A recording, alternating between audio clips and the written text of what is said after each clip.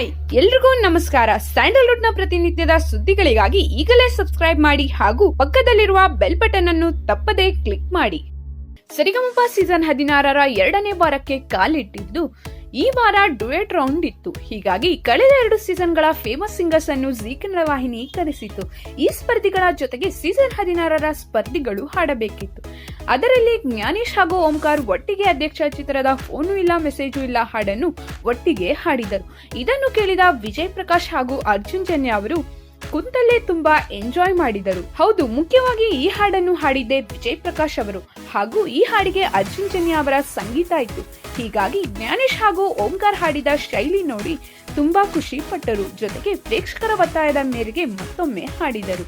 ಇನ್ನ ಪರ್ಫಾರ್ಮೆನ್ಸ್ ಬಗ್ಗೆ ಮಾತನಾಡಿದ ಜಡ್ಜಸ್ ಜ್ಞಾನೇಶ್ ನ ಫ್ಯಾನ್ ಫಾಲೋಯಿಂಗ್ ಬಗ್ಗೆ ಹೇಳಿದರು. ಅಷ್ಟು ಫೇಮಸ್ ಆಗಿದೆಯಾ? ಸರಿಗಮಪ ಸೀಸನ್ 16ರ ವೇದಿಕೆ ಬಂದು ಹಾಡಿದಕ್ಕೆ ನಮಗೆ ತುಂಬಾ ಖುಷಿ ಆಯಿತು. ಜ್ಞಾನೇಶ್ ನಿನಗೆ ಒಳ್ಳೆಯದಾಗಲಿ, ನಮಗೆಲ್ಲರಿಗೂ ನಿನ್ನ ಬಗ್ಗೆ ಹೆಮ್ಮೆ ಇದೆ ಎಂದು ಅರ್ಜುನ್ ಜನ್ಯ, ರಾಜೇಶ್ ಕೃಷ್ಣನ್ ಹಾಗೂ ವಿಜಯ್ ಪ್ರಕಾಶ್ ಶುಭ ಹಾರೈಸಿದರು.